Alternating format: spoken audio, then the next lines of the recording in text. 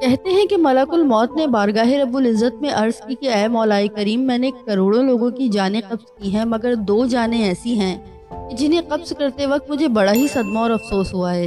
میں نے تیرے حکم کی تعمیل ضرور کی، مگر نہایت دکھ کے ساتھ، اور وہ ایک ماں اور ایک بیٹا تھے۔ واقعہ کچھ اس طرح ہے کہ ایک جہاز غرق ہو گیا تھا اور ایک عورت اپنے شیر خوار بچے کے ساتھ ایک تختے کا سہارا لینے میں کامیاب ہو گئی۔ تختہ دریا میں بہہ رہا تھا اور ماں اور بیٹا اس پر سوار تھے۔ اے میرے مولا کریم، اچانک تیرا حکم ہوا اور میں نے ماں کی جان اس تختے پر نکال لی۔ میرے لیے پریشان کن بات یہ تھی کہ ماں مر چکی تھی اور اب بچے کا کیا حشر ہونے والا تھا۔ بچہ ایک ٹوٹے ہوئے تختے پہ سوار ہے اور تختہ ہر آن پانی کی لہروں کے تھپیڑے کھا رہا ہے جو کسی بھی وقت کسی تیز لہر کی زد میں آ کر الٹ سکتا ہے۔ بچے کے لیے نہ خوراک کا انتظام ہے، نہ کسی نگراں کا بندوبست۔ دریا کے کنارے دھوبی کپڑے دھو رہے تھے، اچانک کسی کی اس بچے پر نظر پڑی تو تختے کو کھینچ کر لائے۔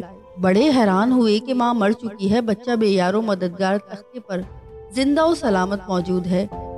وہ لوگ اس بچے کو اپنے سردار کے پاس لے گئے۔ سردار بے اولاد تھا۔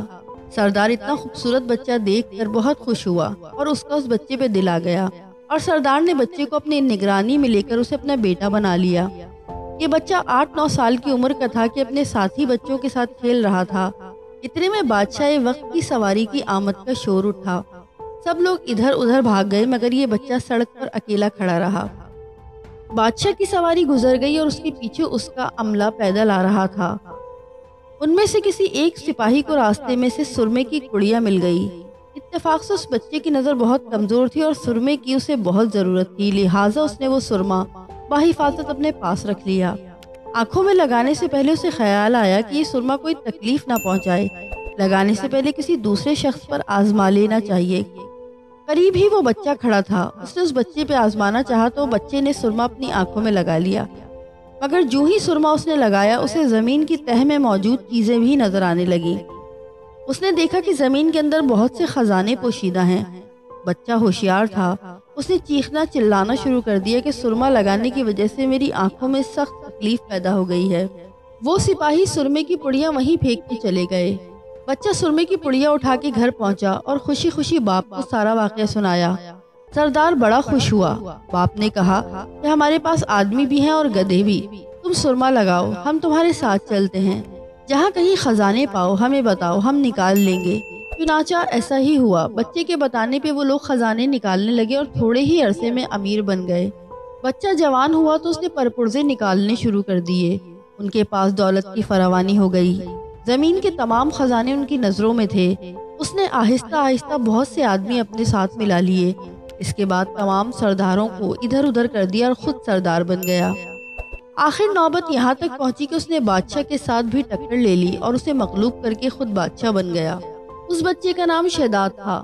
یہ وہی بچہ تھا جس کی ماں تختے پر ہی مر گئی تھی اور یہ اکیلا دریاؤں کی لہروں کے ساتھ بہہ رہا تھا۔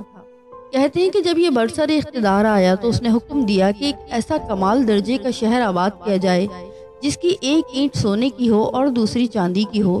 اس میں ایک عالیشان باغ ہو جس میں دنیا کی ہر چیز میسر ہو۔ جب وہ شہر ہر لحاظ سے مکمل ہو گیا تو شہداد نے ارادہ کیا کہ جا کر اس شہر کا نظارہ کیا جائے، لہٰذا وہ شہر کو دیکھنے نکلا۔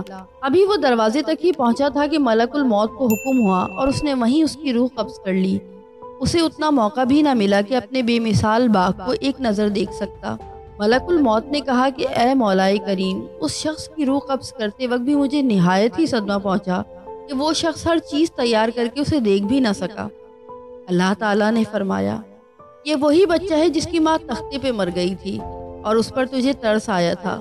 اس بچے نے بڑے ہو کر نافرمانی کی، خدا کے حکم سے بغاوت کی اور سرکشی اختیار کی، مگر ہم نے اسے خود ساختہ جنت میں قدم رکھنے کی مہلت بھی نہ دی اور اسے باہر ہی ہلاک کر دیا۔